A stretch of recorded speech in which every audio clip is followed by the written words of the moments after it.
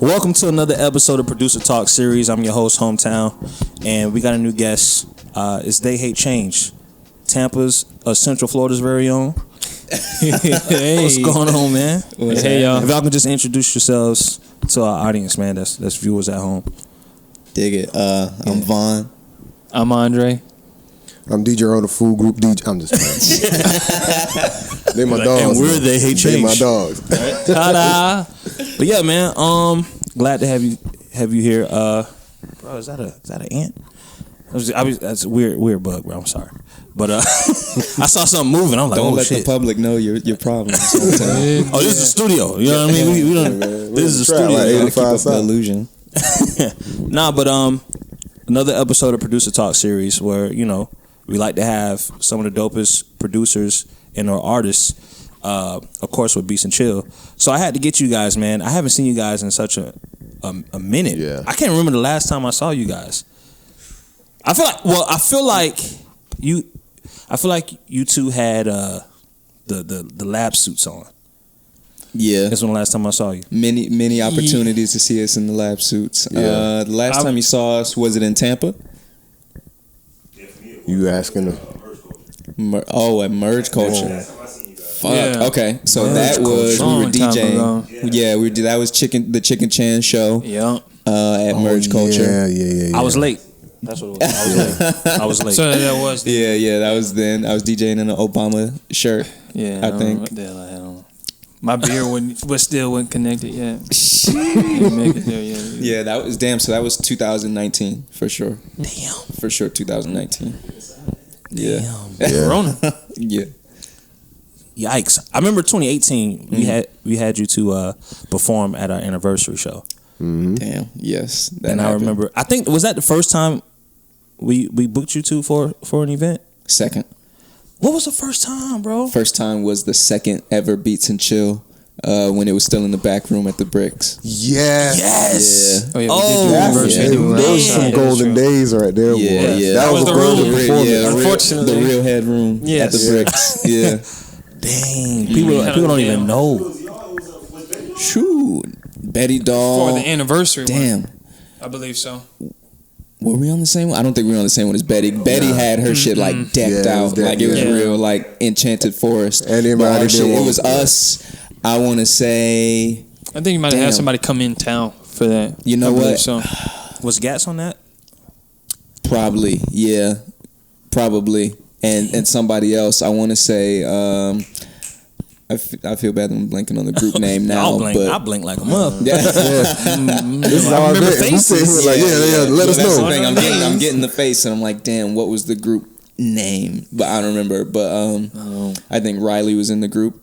Is that his name, Riley? It was probably him. Yeah. It was probably RC or Yeah. Riley. Yeah, Riley Elo. exactly. Yeah. Yeah. Because Oh, yeah. he had just Shout started out to doing this. Riley. Yeah, music for thing. sure. Yeah. Man, Yeah, that so was the okay. era. Yeah. People don't even remember that, bro. That's back when I Yeah. didn't even know y'all was a group. I was like, man, they be coming to Beats and Chill. They be enjoying my music. That's why I fuck with them niggas heavy.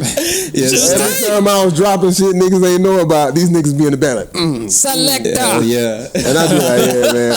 I point to them. I like, hey, y'all got it. Y'all know what's going on. So I think that's really how we might have stamped ourselves around here. Is really we were coming to everything before we performed at anything. We were at everything, and eventually niggas was just like, "Yo, what do y'all do? Like, who are y'all?" Right. Because we Hey, wasn't. y'all look interesting. Yeah, exactly. We wasn't running up on niggas like, "Yeah, we some rappers." Yeah, Like, in the cut. yeah, I remember seeing y'all at like Mew parties. yes, What was it, Sunny Fluff? Yeah. absolutely. I definitely remember joint. seeing y'all there. So dang, bro.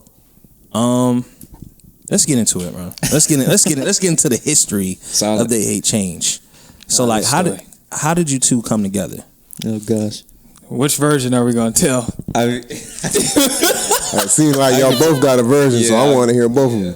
I'll give my little intro version, and then Dre can describe the energy of that setting. But yeah, we met when we were kids. Actually, we met. We were like 14. I had moved recently to like Pinellas County into this apartment complex or whatever he was already staying in, and kind of ran up on him, trying to sell him like some mid or whatever.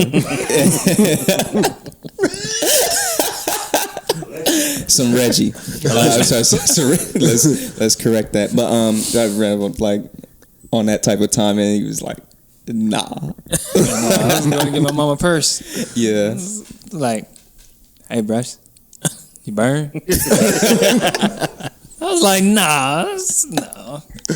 Yeah. All right. So that was our first interaction. And then we kind of just, just became cool from there or whatever, just interacting in our little friend group. Mm-hmm. And then after a while, I was already making music, but I wanted to start producing. Mm-hmm. And then kind of, Dre was like kind of hanging, and he had like kind of inputs and like thoughts about the production. It's like, well, yeah, like obviously we should do this together. Like it shouldn't just be like me trying to work on shit and then just show, you know what I'm saying? Right. Like, so that's really how we started working together on the A Change. Okay. Got in too deep. Like, How many years did it take from when y'all, from the initial alleged drug deal to you, from you being like, all right, y'all coming together, at least a beat is laid and both of y'all on a track? Like how many years was in between that? Okay. That's a stretch. Yeah, that's like 6-7 years. Yeah, exactly. We met. Okay. We were like 14. And then a couple years later, we started producing together. And then when we actually started rapping together on tracks, I mean, yeah, we're talking like... Yeah, it's like 6-7 years. Yeah, for sure. Okay. If that was 2010 that we started producing, then like maybe 6 years later, we were like, yeah, we should or 5 years probably, 5. Yeah, it's great. It's for like sure 2015 or so is when we really started like, rapping on tracks together. Yeah, we were doing like some other shit in the in-between time. Like we had like different styles and shit that we would work on, different angles that we would approach shit from. But we really started getting that shit like in a rapper sort of way together. Gotcha. Yeah, 2015. Do you feel like it was more of a preparation confidence thing? Like you guys, you two weren't really ready yet, or was it more like you were more reserving something that was like different from what was around you guys? I kind of think it was more so like in the sense of it was like, like once you get on that roll, when you're making something, you're like, okay, yep, this is the one. All right, yep, this is another one. Yep. So I think it was kind of that, and obviously kind of like, you got to weed out the good and the bad in the process of it. So once we kind of like figured out our little like back and forth thing and vice versa, it was like, okay, yeah. Once we figured out an angle to approach it from, that's when it really became a thing for us. Because before that, like I said, we were dabbling in different little styles or whatever. So it's like we weren't even trying to rap on tracks. We were trying to like vocalize. You know what I'm saying? Like we were trying to do like experimental shit or whatever. Because we were inspired by different types of artists. We were trying to do that sort of thing or whatever. So later on, it just kind of turned into we about to rap on this. Y'all got some hard drives with that stuff on it? I have everything. Yeah, that's just like iPods, yeah. Oh. Yeah, all sorts of devices with all that old stuff on there. That's we don't hide from the past at all. Feel that. I respect that. So what was like the inspirations at that time? So that early period? Yeah, that early period was like NRK, Jet Age of Tomorrow. Yeah. Obviously like a lot of like hip hop stuff in general. Yeah. OJ, Tribe, that whole native tongue thing. Right. And then we started bringing in like the James Pants influence or the Ariel Pink throw. Or like, you know what I'm saying? Like very kind of like Gary. Indie rockers, you know what I'm saying? Like that type of shit, but really taking it to a different sort of place, really trying to take those style of vocals, but it's like, okay, but it's on like kind of some hip hop sound and shit. Drums on it. Yeah, exactly. But even that shit, it's like we're flipping that on his head too to make it just like be even like weirder, I guess. Yeah. Okay. Yeah, that type of shit. Was it because I know for me, coming up doing rap and whatnot, I was always around like 10 to 12 people. You know what I mean? With Gat, Scott A, Craig Tillman, just all other types of like artists, producers, Santos or whatnot. For you two, was it more of a, okay, we can just keep this between us, or was it like homies coming around? Isolated. Really? Completely, yeah. And I don't even think it was on purpose. We just like it was just us. Nah. Yeah. It was never like no gatekeeper thing. Yeah, it was for much sure. more so just like Y'all just ain't fuck with them niggas like that. That's what it sound like. Yeah, pretty much. I mean, yeah, it was really just us. gosh. Yeah, it was us. we were like closed off for a while because you got to think at that time too, the Tampa scene as a whole didn't really exist like what you just described. It was like, y'all. Yeah. That was it. That is you know what I'm saying? like shit. A lot of y'all we're went to talking school like, together. Yeah, That's exactly. That's the other thing. That's Y'all facts. went to school together. You know what I'm saying? So it's like I said, I met him over on the other side. So we over there, it's like we're not even connected to what's even going on necessarily, or that we might have come to Ebor and shit to perform and things like that, but it was detached completely. Right. Yeah. Like y'all were really in terms of the scene that we come out of, it's like 2011, yeah, y'all were kind of it. You know what I'm saying? Like y'all and like a couple others Yikes, in boy. existence. You know what I'm Put saying? that year out Like, there and look at him shaking in his boy. boots. Potting now, right? yeah, for sure. That's interesting, man. So, what was it like? Maybe, I guess, stepping out and like, all right, we out here with it now, and like, yo, y'all, they hate change. Like, Yeah. Didn't want to be seen at all. Like, damn, we gotta go. Yeah. I was like, all right. Yeah, it was that type of ground we really had to walk on. It was like we really got to be at everything. We got to really embed ourselves. So like, yeah, I guess we found out about Mew around 2012, 2013. It was like, oh shit, okay, like Something's going on. yeah, there's other people around, and here's like this kind of here's a place that it's all being collected almost, right? And then around 2014 is when we really started to step out. Like, okay, like let's really go to these places. Like, okay, like Sunny Fluff Skate Shop, for instance, 14, that was like a place where it was 15. like, oh shit, It was, we could go there, and there's people here that are listening to similar shit as us, you know, thinking in similar ways. So it's like, well, shit, if we just go and just be around, that's got to be. We ain't worth bad something. people, so Yeah, exactly. You know, at least just meet people or whatever. Let's go to the Bricks. Let's go to whatever event. Okay, y'all having some shit next week. Jay Dillon night. All right, cool. We'll be here. We about to go. Yeah, we go, and then we meet somebody else. It's like, oh yeah, I remember you from the skate shop. Okay, cool. Yeah. All right.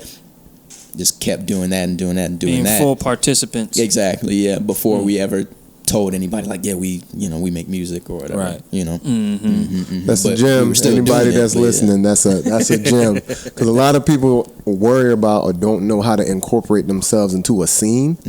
They think there's like a formula to it. Nah, you literally just got to be around it. So Definitely. that's Participate. shouts out to that, Vaughn. Yeah, absolutely. Be selfless. Yeah, for sure. Like we had You'll to start thriving. Yeah, because at that time too, it was kind of like the energy was like, man, fuck that, niggas ain't coming to my shows and shit. You know what I'm saying? Be in the front row. So Y'all get closer. to get closer speech. I want to feel y'all. Get closer.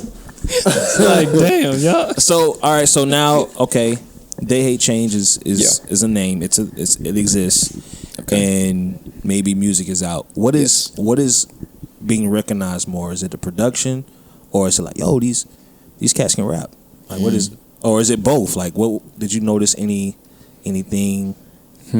So yeah, I would say from the first show we played was 2015. The first show as They Hate Change. Yeah. I would say that show, it was just the performance in general was recognized. I don't think that people really realized that we were making the beats. I don't think they cared either way. It was just kind of like, oh, yo, that was y'all's first show. Like, What the hell is this? yeah, exactly. That was the energy for sure. I can see that. But then we started popping out, building our set. It was more like we have synthesizers and samplers on stage, and that's how we're performing. You know, still vocals, but it's like we're really making need shit inputs on stage. You know what I'm saying? And that's when people start going, oh, okay, they're like producers. Cool.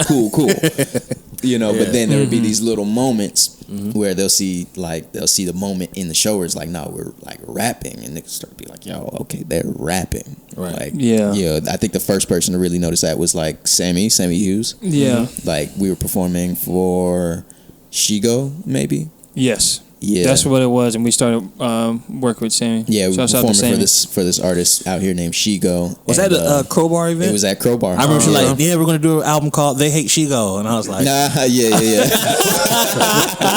all right, That joke went through so yeah. many different things. I was like, different all right. iterations or whatever. Shout out Shigo.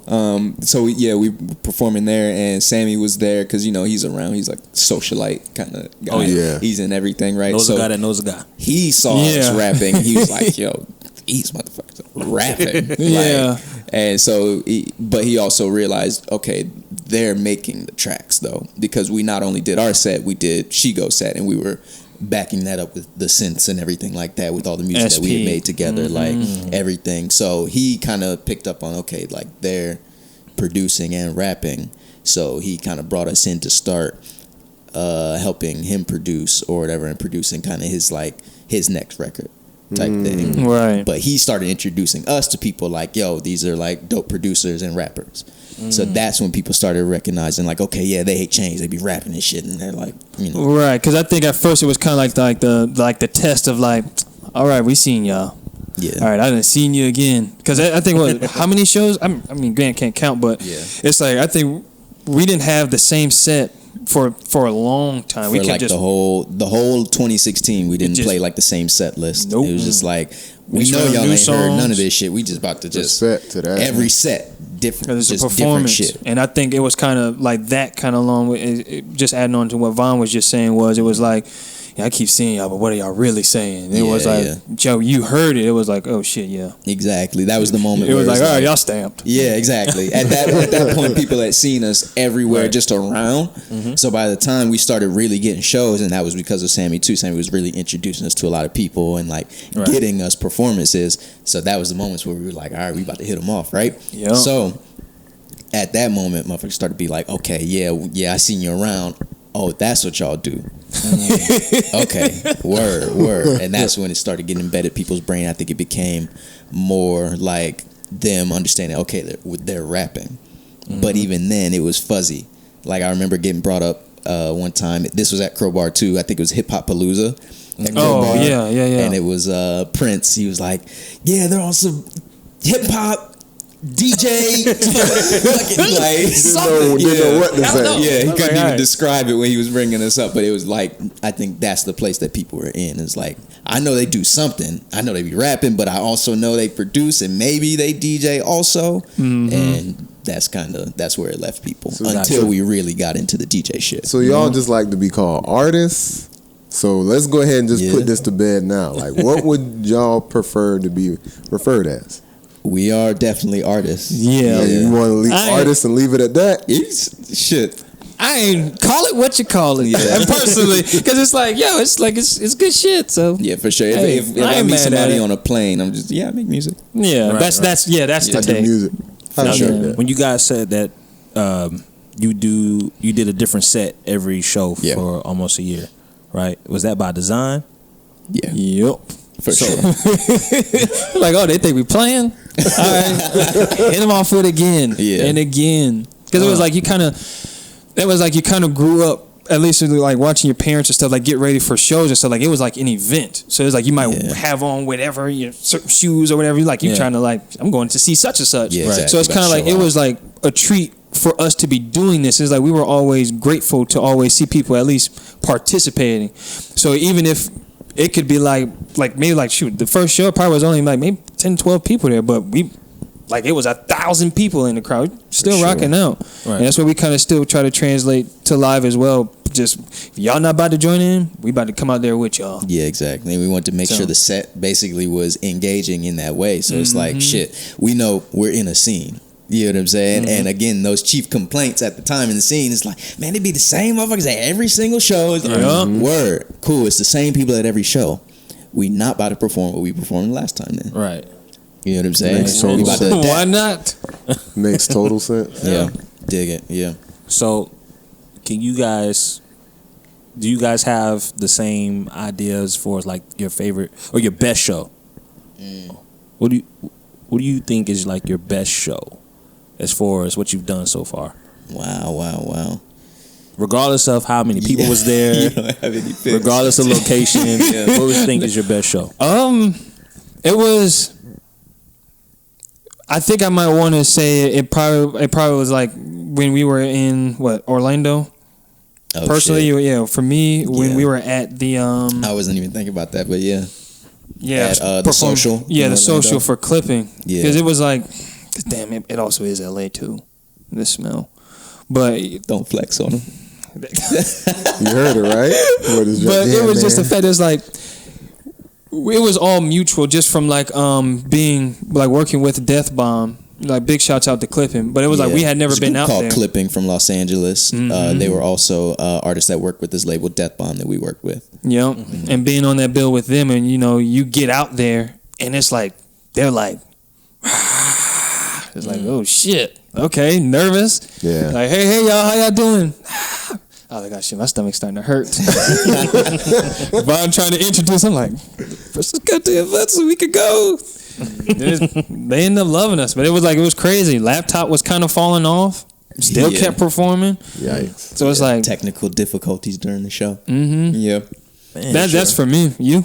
Yeah, I think I have like 2 picks probably. One would be there's this venue called Paper Crane in St. Pete. It's a DIY venue down there, but it's like the illest DIY venue. Like it was basically like performing at Crowbar type shit. Is it still there? No. No. It was never supposed to be there in the first place. I'll put it like that. Yeah. But nah, it's not there no more. So when we did that, there's a band called Charles Irwin that's from out here. Those are the homies, Extended Family. It was like their release show, I think, something like that. So they had us play that, so we opened for that, and that was that same energy that Dre was just describing. It's like everybody's going crazy, everybody's showing love, and we have like the full extent of our gear on stage. Like we're doing like everything with the synths, doing everything, arranging the set is arranged perfectly in the way we wanted to, and we're still engaging the crowd, and it's not too much like standing behind the gear. You know what I'm saying? Yes. Like it's really like we were able to do things pretty seamlessly. Yeah. So I think that's one, and then the other one would be our release show in 2018. We put out an album called Now and Never Again in 2018, and we did the release show at the Benz in St. Pete. Okay. That was crazy. That shit was packed out wall to wall. Yeah. Like in a crazy way that we would have never expected. You know what I'm saying? But No. that was the illest shit because it was With like Charles, too. we hit a certain stride where it's like we really had the crowd in our hands. Like, all right, crowd around, and everybody crowds around. All right, jump, everybody's jumping. Like, yeah. So what's up, man. Yeah, that's the top shit for us. Yeah, I would say. Yeah. That's cool, man. Yeah. I kind of want to go. I want to go to a They Hate Change show now. I know I've seen. You want to go to another one? I've been wanting to go. I saw the hazmat suits, and I was like, and the drum and bass was playing, and people Yes, were wilding sir. out, and I was like, Yeah, yo, that's what niggas don't understand, man. Niggas that's not here. They you if you tell them that, it's like, yo, what? Like, yeah, man, Central Florida, fucking drum and bass, and people are going fucking crazy. No, that leads me to my next question. How did y'all get into that drum and bass? Like to play that at a show? Did y'all see it somewhere and it's like, I want to experiment with drum and bass? Or do you just like drum and bass because of how it sounds? Yeah, so I guess that story starts kind of that 2016 kind of era. I mean, we were fans of music in general, so we had heard shit before that or whatever, like probably dating back to like 2012. I think the first like jungle / drum and bass artist we ever heard was Ethereal. From Atlanta, from Awful. Car Therapy. Yeah, Car Therapy. Put out this record called Car Therapy. That was crazy. But I saw like the tag for the genre was jungle. I thought it was some shit he made up. Like I thought that was like, because that was at a time when motherfuckers was making up genres. Yeah. So I was like, okay, damn, jungle. That's an interesting thing to call your genre, but I didn't know until a little bit later. I got this crate, this record crate or whatever that my brother had gave me. And it was full of records that sounded like that. They sounded like those Ethereal records, but it was old. I had to start like really digging and doing research and start understanding. Okay, jungle, drum and bass. All right, word. That's around 2013, 2014 maybe, right? We really started putting it into our music around then. I would say experimenting with it, like really just playing with it. You know what I'm saying? Just trying to do it, right? Drum breaks. Exactly, just really toying with the breaks. But 2016 is when we kind of became DJs, kind of by accident. So y'all know Betty Doll, right? Yeah. And maybe the watchers don't know Betty Doll, but Betty Doll is like a DJ, rapper, socialite in the Tampa Bay area. All of it. Yeah, exactly. Like the lifeblood of the Tampa Bay scene in a lot of ways, right? Well, we were hanging with her. We used to go to her crib and just do like jam sessions. We were on her porch just fucking around, just like playing songs and regulating over it like Jam Pony. Because we thought that shit was funny. That's classic shit. Yeah, exactly. That's so we were classic just shit. classic Florida shit, right? So we were just doing that, and she was like, "Yo, y'all want to like DJ a party that I'm having next week?" We're like, "We're not DJs, but we'll do it." All good. So Shit, hometown, you probably was there. yeah, you definitely were there. Y'all had the zip ups. yeah. We just had like zip up the sweater. polo like quarter zip. Yeah, exactly. Yeah. So that we did that set, and that was the first time we were able to put all of our influences together and really like blend them together in this way of like, oh, it makes sense and it's rocking everybody. Right. Everybody's engaged. So there was some drum and bass shit just tucked in there. There was some footwork shit, some Chicago house shit, some electro shit, some regular just hip hop shit. There was some reggae shit, some dancehall shit, whatever. You know what I'm saying? All of that in one set. And we rocked it. I was like, yo, like we started thinking about it. We were like, yo, we gotta translate this to the live set now. Like that energy we want at the live show. So why don't we take all this shit that we've been experimenting and just kind of putting to the side? Like, oh yeah, we tried out some drum and bass stuff, but we just put it, oh, that's just a side project. We'll get to that later. Or we made some house stuff and it's like, oh, that's just some side shit, right? We were like, why don't we just put that in the set? Let's make that the mainline stuff. You know what I'm saying? That shit was testing. Exactly. All those different set shows, that was testing out the vibe. So that's the beginning of like all those sounds being inside of They Hate Change's music as a whole. It came from the DJing originally. You know what I'm saying? Interesting. Yeah. That's when we say started to DJs integrate make the it. best producers. So. DJs absolutely make the Wasn't best even producers. DJs. Hell yeah. So now we're here.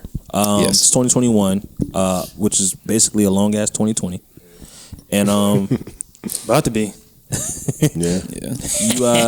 you Delta variant. y'all put out a project or EP. Yes. 666 Central Ave. Yeah. EP. Yeah. I remember the video. It looked like y'all was outside of a Chinese Korean spot, Vietnamese restaurant. Yeah. Yeah. And I was like, I'm like watching the video, and I'm like, yo, these motherfuckers are different than before. I'm like, yo, what's going on, bro? Like, did I miss something? Yeah, have ascended. Like, Oh gosh. I don't know, but I feel like they wouldn't talk to me right now. Like, they look mean. Like they're aggressive. See, I be dumbing stuff down too much. Go ahead. So I'm just like, yo, but it's dope. I'm like engaged with it at the same time. I'm like, yo, this is dope. Like, fast forward to this project. What was the mood or the whole process of like, all right, we getting to this bag right now. It was we got hit up to put out this project because we was getting ready to kind of switch gears a little bit. Make an album. Yep, making an album, and it was like, hey, no EP. We was like, all right, cool. And this is still like doing like Corona. So it's like right at the beginning, like right at the very beginning. Lockdown was like March 13th or 11th or whatever. Yeah. This was like 2 weeks after that. Yep. We got hit up about this EP. Yeah, and started recording that, and it was more so. I'm talking about like to make sure that we didn't get caught up outside. Like, hey, what are you doing outside? It was like up 3 or 4 in the morning. Like, yo, we gotta hurry up and finish this shit. Nah, for sure. Like, cause niggas forget that now. But at the beginning of the pandemic, remember you couldn't go outside. Like you were not supposed to go outside. Yes, like at all. If you're driving on the streets, you might get pulled over. Type of lockdown with a case on you. Yeah, so we had to like get in that mode or whatever. But yeah, that was really us. Like I said, that whole building of like introducing all the genres into our music or whatever. That was supposed to be like kind of the culmination of it, because we had put out 3 EPs the year before that. Right. Again, that's all just like you hear the sounds in there, you start seeing, oh, I get kind of what they're doing. So Central Lab was like, here it is. Here's like full-fledged. Exactly. Here's the complete version of that. Yeah, because song-wise, you could probably kind of pinpoint from like maybe like Giancarlo. Yeah. You have a song called Giancarlo that came out the year before. Yep, straight breaks. Yeah, exactly. Vom like, all right, this one. I was like this one? This shit too fast. Listening to it, I was like, all right. Found the pocket. Yeah. Let's go. For sure. So it was like, that was kind of practice in order to get to Central Avenue. Right. And so it was like, obviously it was like it was a bit weird not being able to kind of like bounce off ideas like via like in the room with each other. So it might be like quick text message, like a call, like, hey, what about this line here? All right, cool. Then, hey, I send it to you. So came like final mix, and it was like, we got to knock this shit out. Done. For sure. Hell yeah. But okay. Yeah, it was but it was definitely in the sense of, it was like, all right, yeah, we gotta like set the pace. Yeah, like for sure. Like we gotta solidify what this sound means, what it looks like, what this is completely. You know, like you said, Giancarlo, and there's a video for that if you want to watch the video. But that's like the beginning of like, all right, y'all see like what we've been trying to do here. We just did it. Right. We about to keep doing it, but this is it right here. And if we break it down, it's like, okay, obviously on the surface, the influence, obviously you hear jungle and drum and bass in there with the hard breaks, right? But it's like, this was our mixing of genres. You'll hear in there's a go-go break in there too. You know what I'm saying? There's also vocal samples from Jamponi. That's the bass influence, the bass DJ influence. You know what I'm saying? There's also, this kind of electronic sample in there. That's from like our ambient music influence. You know what I'm saying? So we figured out how to, we can put all this shit together and it sounds right. It doesn't just sound like a mess, like it sounds good. You know what I'm saying? So Central Lab was like, okay, we about to really bring it. You know what I'm saying? Gotcha. Yeah. They're not capping either, because he said all that shit is in the song. And I remember, I was like, oh shit, they got Jamponi in there? Like, okay. They keeping it forward. But so there's a lot of stuff in the song, but he's right. With saying it's cohesive enough to be able to give you like a good listen. Yeah. And I like the fact that you guys do put out like smaller projects. Thank you. I like short listens, because it makes me want to listen to it more, and it kind of makes me focus on like certain songs that stand out to me. When it's a longer track list, it's like, even though I may like this song, it's going to be maybe hard for me to just like, I got too much to listen to. For sure. Less skips in a 5-song project, probably. For sure. I mean, you guys said that you work with Deathbomb. Yes. So has that been any influence on your creating?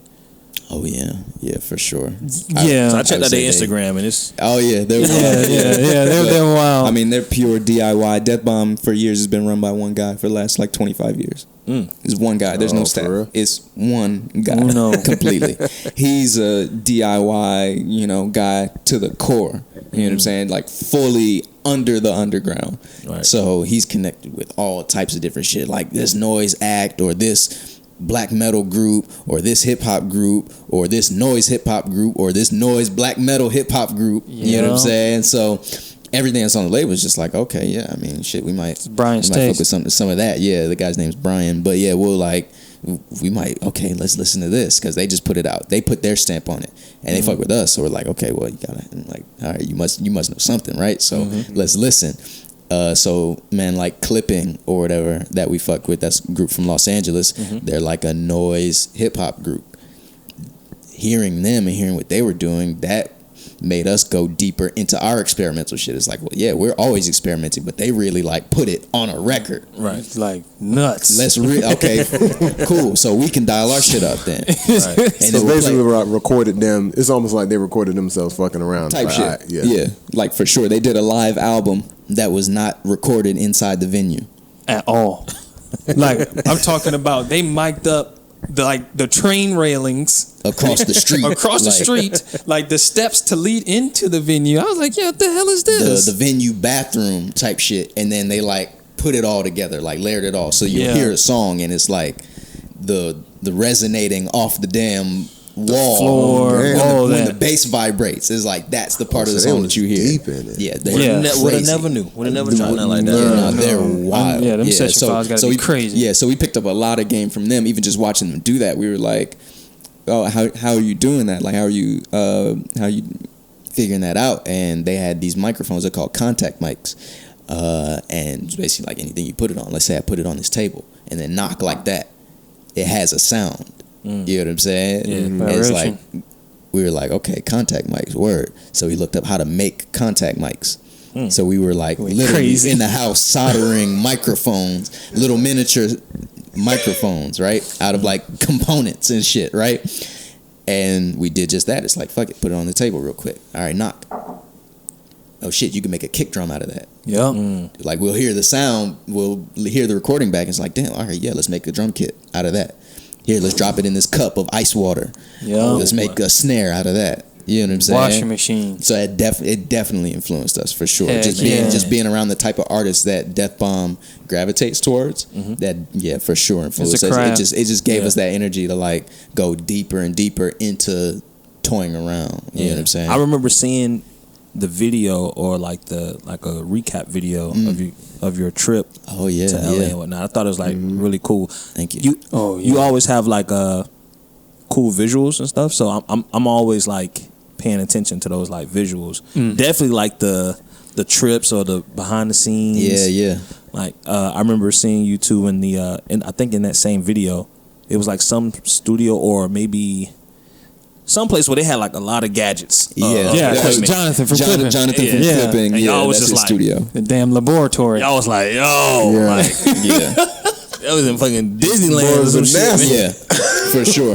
That's what it felt like. I don't know what it is, but I know that I'm happy for him. I think I'm not happy for him. Yeah, for sure. Nuts. Jonathan is insane. Getting inside those type of rooms is like crazy to us because you can do anything you want. Right. Damn, like, 909 was in there. I was like he has everything, like all the old gear, like early hip hop shit. Like he has an 808, he has a 909. You know what I'm saying? He has a Fender Rhodes. He has an Oberheim, whatever the fuck. And then he has that just wall of synthesizers and shit. You know what I'm saying? So it's like us being like synthesizer people are like, yo, this is crazy. This is tight. Because he can make anything he wants. Literally anything. Yeah, like he makes like sounds.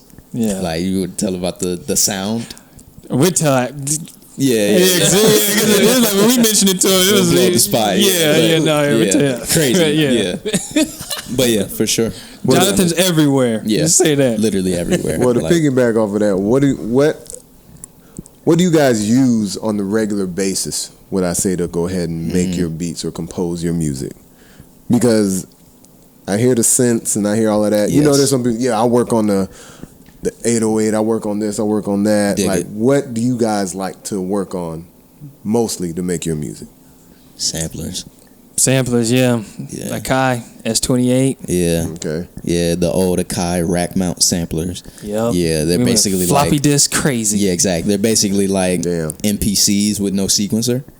It's kind of what people were using. You probably fucking know, but like people were using kind of before.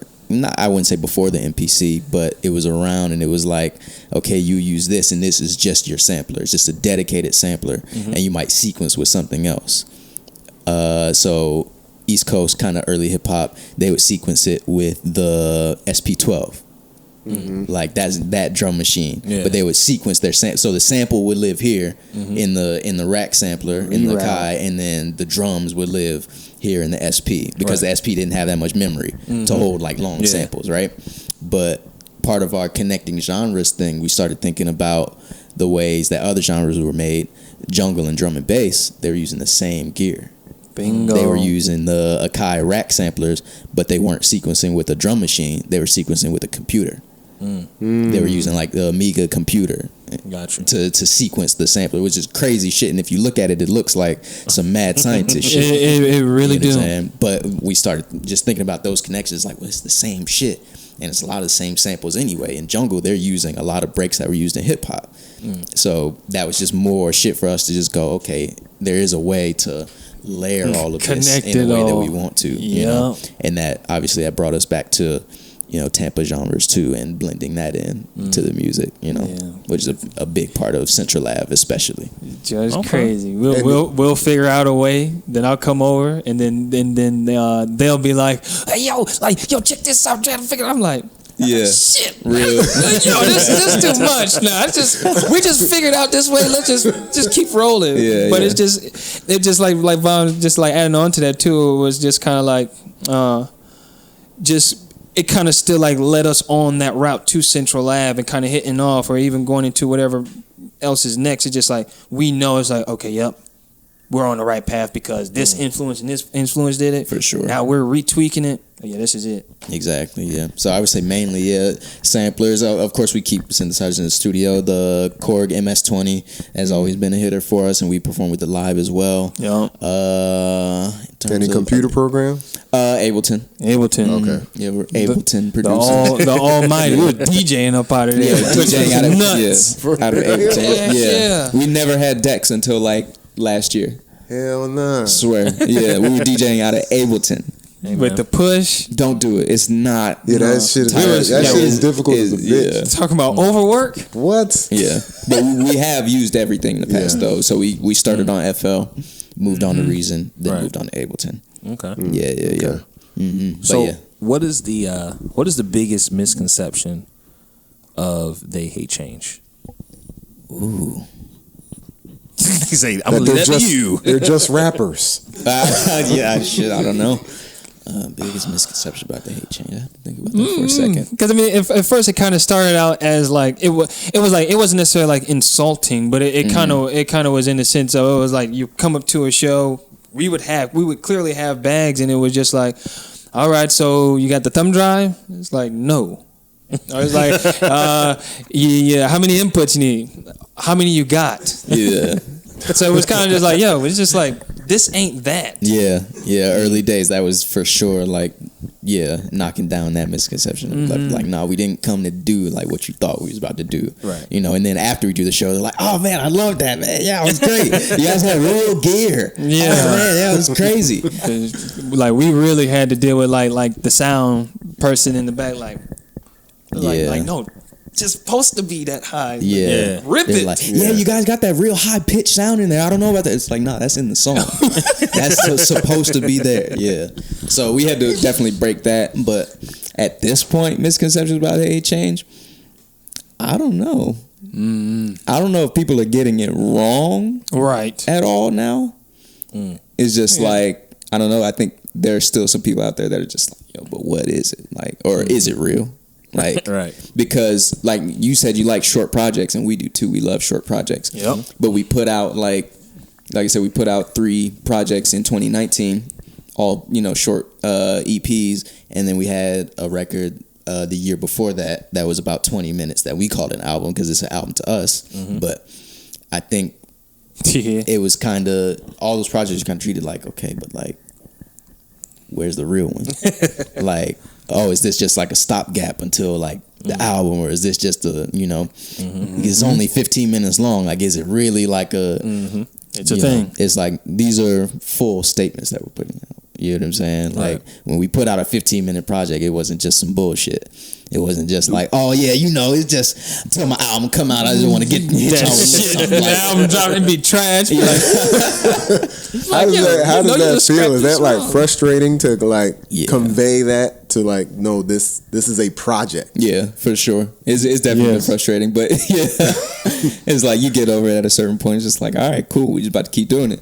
We about to train y'all to like. That's how we do. You know what I'm saying? Like, this is the thing. This is the thing to pay attention to. New line of programming. Say your name. They Hate Change. Absolutely, yeah. Right. Yeah. So what is They Hate Change up to today? What's next? I've been making everything sound boring. You go ahead and drop it. Vaughn the storyteller. There's only 2 ways to say it, but we have some new joints. Yeah, so we have a new single coming out on August 11th. So it'll be out by the time this is out, probably. Right? It's called Faux Leather. Okay. That joke funny. FAUX. FAUX. Yeah. Hey, it just because it's almost like kind of sinister, only because it's like people like, oh shit, what y'all been up to? You know, like you'll see soon. It's like just wait. Yeah. But yeah, no. Yeah, we got there's some cool shit coming. Yeah, for sure. Yeah, and full leather's tight. It's more of our like you said, bridging the kind of. We should have played it for you before we even started, so y'all could have heard it. But we can still play it after. You know? Yeah, absolutely. Yeah, but and like I said, by the time people see this, they'll have heard it. But like, it's more of that bridging of just like, okay, this is kind of here's where we came from, and here's where we're going. You know what I'm saying? And you can hear all of that in the record. You know? Yes. Yeah. So new little single. August 11th. Called Faux Leather. Yeah. Is that gonna be followed up with some shows or? Man, that's gonna be followed up with some visuals. That's what I want to know. This is definitely visuals. Most definitely. Yeah, like it's definitely like tight. It's like like Von just adding on to what like what they were just saying. It was just kind of like definitely like bridging the gaps per se. But it's like come like when everything is like full fledged, you'll be like, oh, I didn't really know. I didn't really expect. Yeah. Exactly, because I don't think people even expected that from Central Avenue. Like, it's still stuff in there that people aren't really catching. You know what I'm saying? Like, I know y'all know Jit Faye. You know what I'm saying? It's like you look at everything that he's kind of doing now, or whatever, in terms of like bring those old Tampa sounds back, but in the street oriented way. It's like we kind of started. Yeah, that's doing my cousin, man. No kidding. Yeah, that's your cousin. Yeah. That's crazy. I was like, No, that's wild. But like, around the same time that he kind of started that energy, we were on the other side starting a similar energy, but the other side of that coin. Right. Where it's like he has kind of that street-oriented side of it, bringing that kind of juke sound back. It's like we have that experimental side of it. So it's like on Central Ave, we have a song called Burn My Shit. You know what I'm saying? It's like, obviously, the first song I went to. Exactly. I was like, I want to know how they gonna do this. Right. You know what I So mean? obvious reference there to if you from Tampa or whatever, classic fucking record. But we took that shit and took it to this other place where it kind of feels like grime from the UK, or it kind of feels like drum and bass at a certain point, or it kind of feels a little ambient or noisy or whatever. You know what I'm saying? Like taking that experimentalist side of it, you know. Would y'all ever work together? Jiffe? Yeah. Would love to work with Jiffe. Yeah, because he's, like I said, it's bringing that same side of the plug coin. in, Like, you know what I'm saying? I give him a call. Put me in the booklet. Shit. Yeah, that's the crazy thing, because he's really from that era. Yeah, I'm really from that era of like, okay, yeah, like teen night shit. You know what I'm saying? Where it's like, okay, really shit. Seeing people in a circle watching niggas crank. Yeah. You know what I'm saying? Yeah. Like watching niggas get burnt. Yeah. and knowing what that even looks like. Yeah. You know what I'm saying? Like, so bringing that energy into our music in the way that we want to do it, and then him bringing it into his music the way he wants to do it. It's like, it's mad. That'd be cool. That'd be cool as fuck. That'd be very cool. No, let it ring and go to voicemail. Like, oh man, you know he'll hit me back. A lot of pressure on the mic, you know what I mean? Oh god. Nah, but yeah, that's definitely something that can hook up. He's always down to work. That's tight. Yeah. That'd be tight. I want to see that. I want to see that now. Yeah, that would be nice. I ain't gonna lie. Is there anyone specifically that They Hate Change wants to collaborate with, or? I knew I knew this was gonna be a we can say dream question. collaboration. Oh god. We can say dream collaboration. Dream collaboration. I guess I'll say it on the mic to like make shit happen. We just start listing. Yeah, exactly. We'll just start listing shit off. We'll manifest it or whatever. Mic up. Damn. How long has that been done? No, I just heard. Oh, okay. Oh no, it was off. My bad, y'all. Yeah, speaking into existence. I don't know. I would just start rattling shit off because we really don't. We don't keep beats for people. You know what I'm saying? Right. Like we're like the worst producers in that way. Like every producer we know is like, yeah, I got this pack just in case Kanye called or something like that. We don't have none of that shit. We call in the room is like, all right, yeah, I guess we'll bang some shit all out. the fire shit out. Yeah, it don't matter. What you call it? I would love to do something with Future. I love Future. I think it would be cool to just be in the room or whatever. I don't think we could bring anything else to his world. I think Future has done exactly what I want him to do already. So with a couple ideas. Exactly. It would just be cool to put him on some shit. I think Tinashe is cool. I really liked her last album. That would be interesting. I like Saweetie on a personality level. I don't know how it worked musically, right? But that would be a fun session. I feel like, right. Solange. Would love to do something with Solange. I can hear that. Yeah, that would be crazy if you did something with Solange. Yeah. Currency. Hey, that's like Currency. God level for Ski. Yeah, Ski. Yeah. You need like them old beats like Ski threw away. Yeah, exactly. We need like the 96 to 98 joints. Yeah. Yeah, those some bangers right there. DEE. Oh my God, yeah, DEE. Yeah, we'll show you some shit. Okay, like if you're not on DEE, put me on game. Oh yes. Man, yeah, we'll show you. Yeah. I'm trying to think myself. Like, yeah, it's hard, right? Like, yeah, because some of the stuff is kind of like as of late, it kind of has been falling into place, which has been great. Yeah, that's true. But yeah. Is there anybody like maybe like locally that you may have come across, and not just like Tampa, but anywhere in Florida, Central Florida, whatever? Oh yeah, Nick Leone. Yeah, okay. Nick Leone's always been dope. Yeah, shouts out to Nick. Yeah, damn. Yeah, for sure. Nick is dope. Who else locally in Florida? There's a group called Innovate, INVT.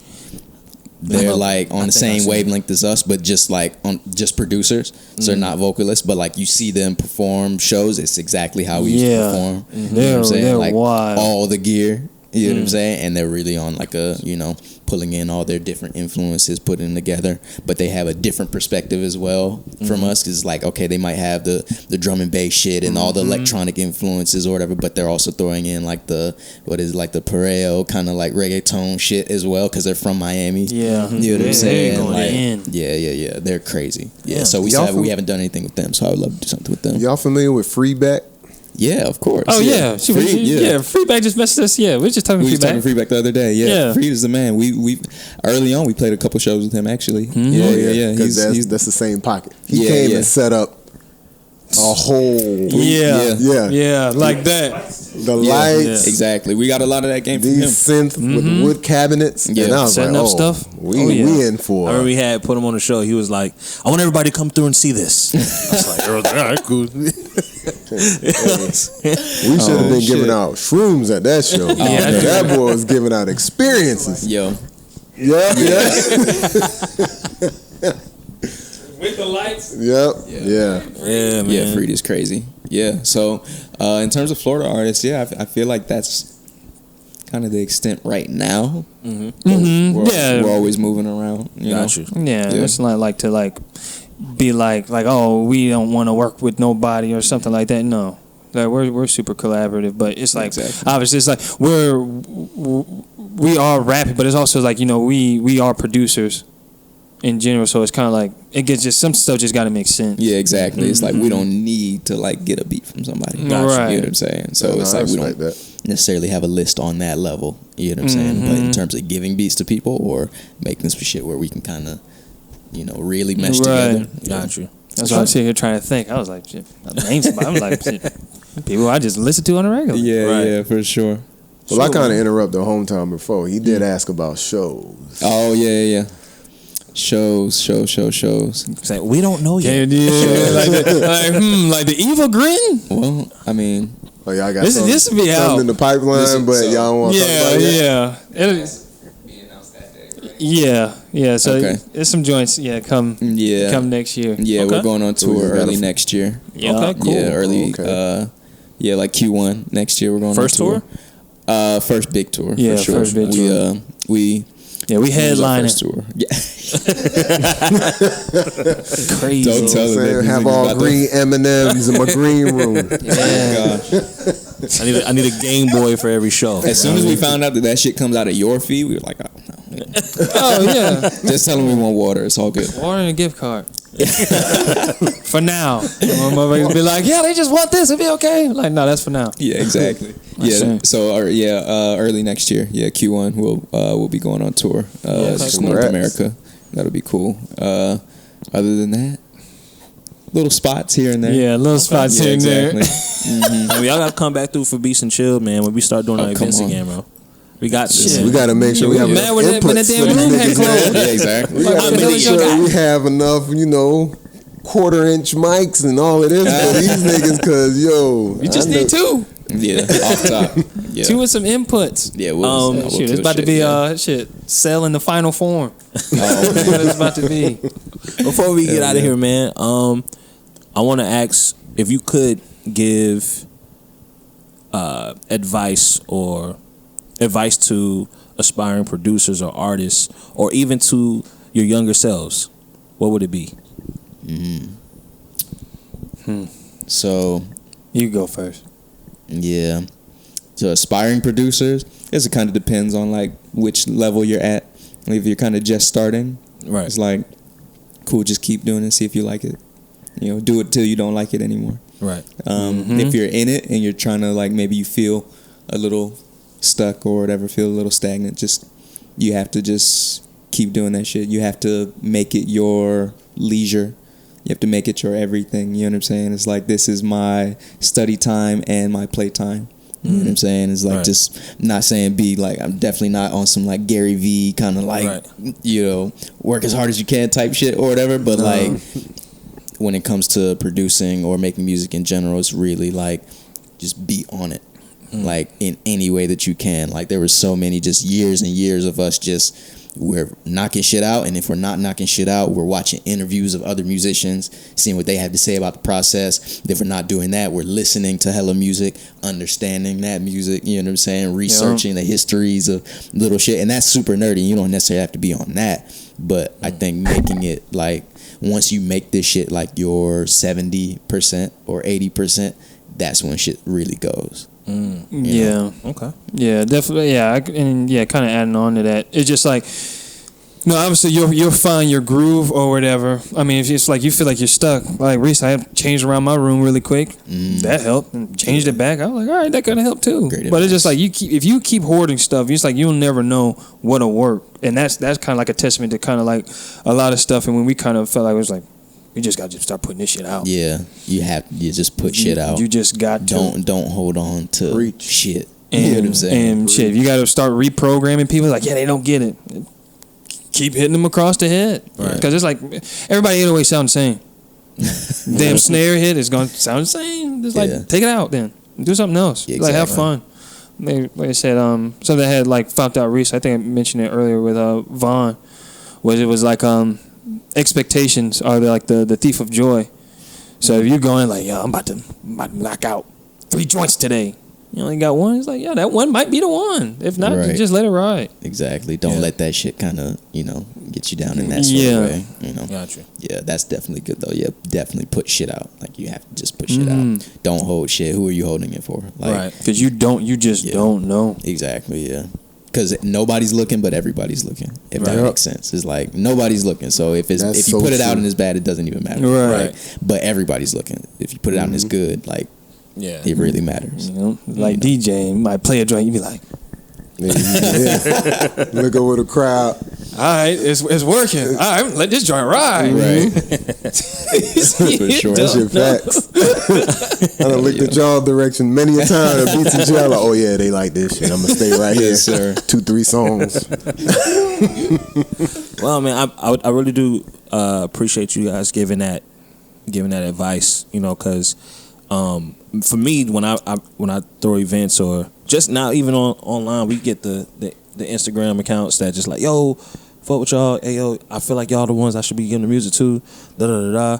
And sometimes I don't always like what I hear, but I don't never want to be a person that's like condescending or like never can just like lend a hand to help a person out, because you never know, this person might be here today, but then 6 months to a year from now they could be here.